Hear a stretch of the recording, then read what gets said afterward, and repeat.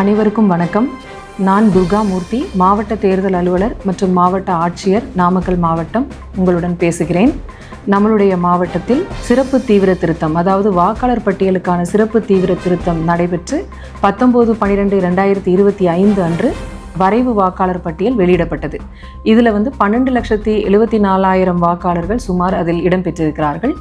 இதில் விடுபட்ட வாக்காளர்கள், புதிதாக சேர்க்கக்கூடிய வாக்காளர்கள் மற்றும் இளம் வாக்காளர்களுக்கான சிறப்பு முகாம்கள் நமது மாவட்டத்தில் தொடர்ந்து நடைபெற்று வருகிறது.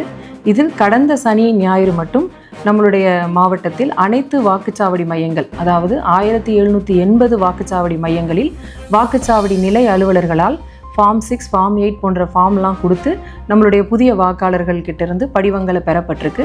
அது மாதிரி கிட்டத்தட்ட 33,000 வாக்காளர் படிவங்கள் நம்மளுடைய மாவட்டத்தில் இதுவரைக்கும் வாங்கியிருக்கிறோம்.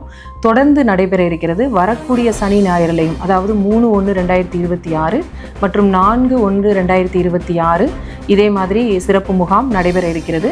அதனால் இளம் வாக்காளர்கள் தங்களுடைய வாக்குச்சாவடி மையங்கள், தங்களுடைய வீட்டிற்கு அருகில் உள்ள மையங்களில் தொடர்பு கொண்டு வாக்குச்சாவடி நிலை அலுவலர்கள்கிட்ட ஃபார்ம் 6 மற்றும் ஃபார்ம் 8 உள்ளிட்ட படிவங்களை கொடுத்து தங்களை பதிவு செய்து கொள்ளுமாறு அன்புடன் கேட்டுக்கொள்கிறேன். மேலும் இதற்கான ஆவணங்கள், அதாவது வயதிற்கான ஆவணங்கள், கிட்டத்தட்ட school leaving certificate, transfer certificate, and then mark sheet, community certificate உள்ளிட்ட பல ஆவணங்கள் இருக்குது. அதை நீங்கள் ஏதாவது ஒன்று ப்ரூஃபாக கொடுத்துக்கலாம்.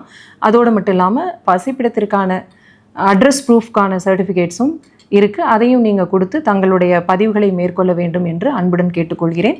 மேலும் இறுதி வாக்காளர் பட்டியல் வருகின்ற 17/2/2026 அன்று நம்மளுடைய மாவட்டத்தில் வெளியிட இருக்கிறோம்.